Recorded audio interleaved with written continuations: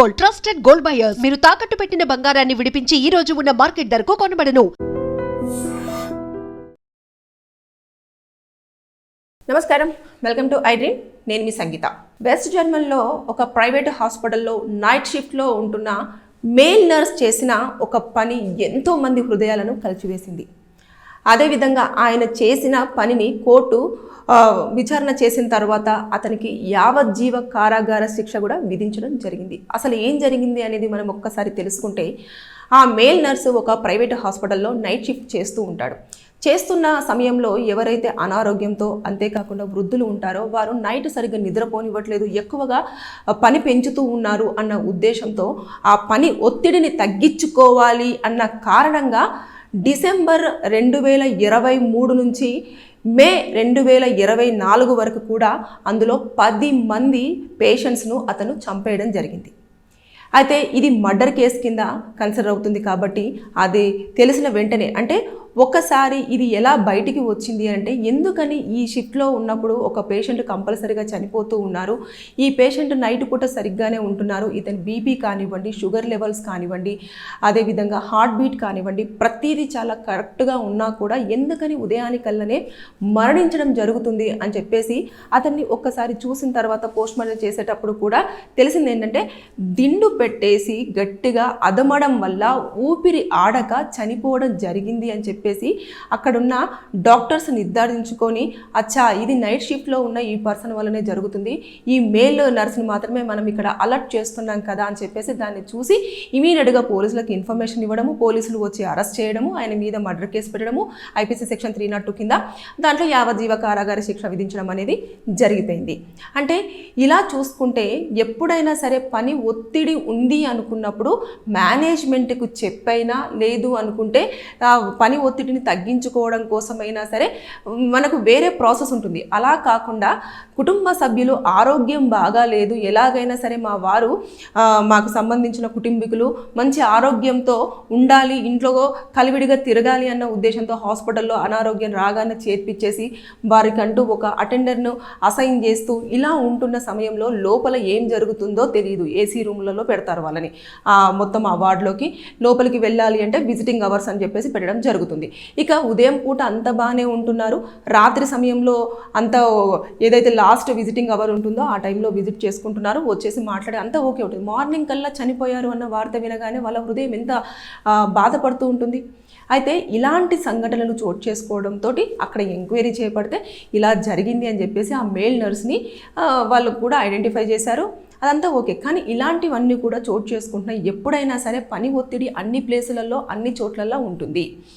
కానీ ఇలా ఇంత దారుణమైన సిచ్యువేషన్కి రావడం ఎందుకు? ఒక మనిషిని చంపాలి అన్న ఉద్దేశంతో అస్సలు ఉండకూడదు. పని ఎక్కువగా ఉంది అన్నప్పుడు దాని నుంచి మనము ఇంకొక వేలో, అంటే అక్కడ పని ఎక్కువగా ఉంటే పని కొంచెం తక్కువగా ఉన్న ప్లేస్లోకి వెళ్ళడము, అదేవిధంగా మేనేజ్మెంట్కి ఒక రిక్వెస్టింగ్ లెటర్ పెట్టేసుకొని, నాకు ఇక్కడ కొంచెం వర్క్ ఎక్కువ అవుతుంది, వర్క్ లోడ్ ఎక్కువ అవుతుంది, నాకు కొంచెం నైట్ షిఫ్ట్లో ఇలా ఇబ్బంది కలుగుతుంది అని చెప్పేసి కనుక ఒక లెటర్ పెట్టేసుకొని అక్కడి నుంచి ఆ డిపార్ట్మెంట్ నుంచి ఇంకా వేరే డిపార్ట్మెంట్కి వెళ్ళి, లేదు అనుకుంటే అలాంటివి చేసుకున్నా అయిపోయేది, లేదంటే మార్నింగ్ షిఫ్ట్ వచ్చేలాగానైనా సెట్ చేసుకున్నా సరిపోయేది. కానీ అలా కాకుండా అక్కడ నైట్ షిఫ్ట్ చేస్తూ 10 మందిని చంపడానికి కారకుడయ్యాడు.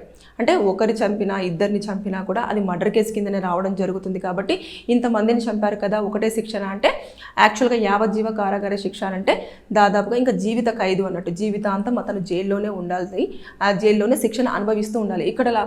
అక్కడ ఎలా ఉంటుందంటే, అక్కడ ఉన్న కంట్రీలో కూడా రూల్స్ అండ్ రెగ్యులేషన్స్ అంతా చాలా స్ట్రిక్ట్గా ఉంటాయి. వాళ్ళు ఒక శిక్ష విధించారు అని అంటే ఇంకా అది ఇంకా వాళ్ళు మళ్ళీ బయటికి రాకుండా సత్ప్రవర్తన అని, లేకపోతే ఇంకొకటని అలా అని ఇంకా వాళ్ళని వదిలిపెట్టే అవకాశం ఉండదు. వాళ్ళు ఖచ్చితంగా అది లైఫ్ మొత్తం వాళ్ళు అనుభవించాల్సిగా తప్పదు. కాబట్టి ఇలాంటివి కూడా జరుగుతున్నాయి. కాబట్టి ఆ హాస్పిటల్ మేనేజ్మెంట్ కానివ్వండి, ఎవరైనా సరే కానివ్వండి, ప్రతి ఒక్కరు సీసీ కెమెరా ఫుటేజ్ అంతా కూడా ఎప్పటికప్పుడు ఈ మధ్యకాలంలో స్టోర్ చేసుకోవడం జరుగుతుంది.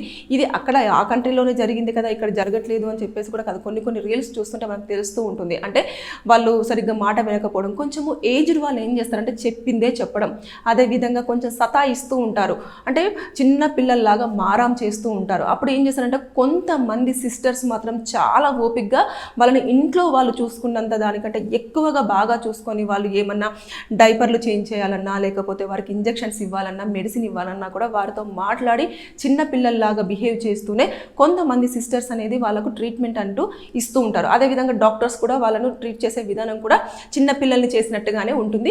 వారు అలా చెప్తేనే వింటారు. ఇంకా కొన్నిసార్లు వాళ్ళు బాగా మారం చేస్తే ఏం చేస్తారు అంటే ఒక నిద్ర ట్యాబ్లెట్ ఇచ్చేసి వారిని పడుకునేలాగా చేస్తారన్నట్టు. అంటే ఆ టైంలో వారు నొప్పిని భరించలేకపోను లేకపోతే ఇంకొకటి చేస్తూనే ఉంటే డాక్టర్ సజెషన్ తీసుకొని వారిని ఆ టైంలో ఎలా కంట్రోల్ చేయాలని తెలుసుకుంటే ఖచ్చితంగా డాక్టర్స్ ఒక సజెషన్ ఇస్తారు. దాన్ని బట్టి సిస్టర్స్ అందరూ కూడా మేల్ సిస్టర్ కానివ్వండి ఫీమేల్ సిస్టర్ కానివ్వండి ఫాలో అవ్వడం అనేది జరుగుతూ వస్తుంది. కానీ ఇక్కడ అలా కాకుండా డైరెక్ట్ ఆ పర్సన్స్ని చంపేయడం అనేది కూడా ఎంత బాధాకరణం. వాళ్ళు ఇంకా లైఫ్ వాళ్ళకు ఉండేదేమో, కానీ ఒక వ్యక్తి హాస్పిటల్లోనే ఉంటూ వారు సేఫ్గా ట్రీట్మెంట్ అయిపోయిన తర్వాత ఇంటికి వస్తారేమో అని అనుకున్న తరుణంలో అక్కడ చనిపోయి డెడ్ బాడీని ఇంటికి తీసుకొచ్చుకోవాల్సిన పరిస్థితి చోటు చేసుకుంది కేవలం ఆ ఒక్క నైట్ షిఫ్ట్లో ఉన్న మేల్ నర్స్ వల్లనే. సో ఇదంతా కూడా తెలిసింది, అదేవిధంగా వారికి శిక్ష పడింది. కాబట్టి ఇప్పుడు ఆ హాస్పిటల్లో కూడా ప్రతి ఒక్క చోట సీసీ కెమెరాలు బిగించడం జరిగింది. ఎప్పటికప్పుడు మానిటరింగ్ చేయడానికి కోసం ఒక పర్సన్ని కూడా అలర్ట్ చేయడం జరిగిందంట. మొత్తానికి ఎక్కడికక్కడ కూడా ఎవ్రీథింగ్ ఈజ్ సెటిల్ డౌన్. కానీ ఇలాంటివి కూడా చోటు చేసుకుంటున్నాయి కాబట్టి ఎప్పటికప్పుడు మనం ఒకవేళ మన వాళ్ళు ఎవరైనా హాస్పిటల్లో కనుక ఉంటే ఇన్ఫర్మేషన్ ఎప్పటికప్పుడు తెలుసుకోండి. ఏదైనా కష్టంగా ఉంటే మమ్మల్ని పిలవండి, మేము చూసుకుంటామని చెప్పే ప్రయత్నం అన్నా చేయండి. కానీ ఇలాంటివి చోటు చేసుకోకుండా ఉండాలంటే ఖచ్చితంగా అటు హాస్పిటల్స్ కానివ్వండి, అదేవిధంగా మేనేజ్మెంట్ కానివ్వండి, హాస్పిటల్ మేనేజ్మెంట్ కానివ్వండి, తగిన జాగ్రత్తలు తీసుకోవాల్సిన అవసరం ఎంతైనా ఉంది. లేదు అనుకుంటే మనం ఎప్పటికప్పుడు నిఘా అనేది పెట్టేసుకొని వారికి ఎప్పటికప్పుడు మాట్లాడుతూ ప్రతిదీ ఇన్ఫర్మేషన్ తెలుసుకుంటూ ఉండాలి. ఆరోగ్య సిచ్యువేషన్ అంతా కూడా ఇప్పుడు కండిషన్ అంతా బాగా ఉంది అంటే రికవర్ అవుతూ వస్తూ ఉన్నారు, వచ్చి ఒకటేసారి సడన్గా చనిపోయారు అంటే ఖచ్చితంగా ప్రతిదీ క్షుణ్ణంగా పరిశీలించుకోవడానికి అన్ని సోర్స్ ఉంటాయి కాబట్టి దాని ప్రకారంగా వెళ్ళాల్సిన అవసరం ఎంతైంది.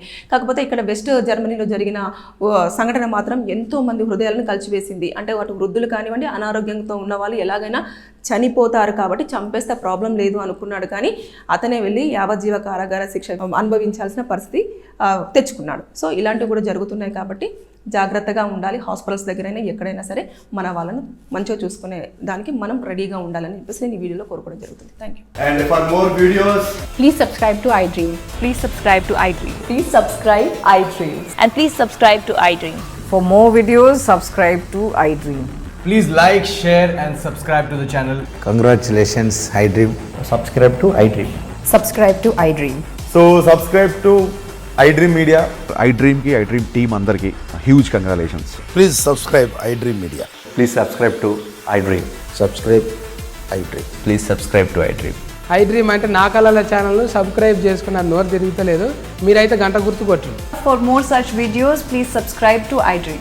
Subscribe to iDream. Please subscribe to iDream. Please subscribe iDream Media. Please do subscribe to iDream. Please subscribe to iDream Media. For best entertainment and information, please subscribe iDream. And don't forget to subscribe to iDream.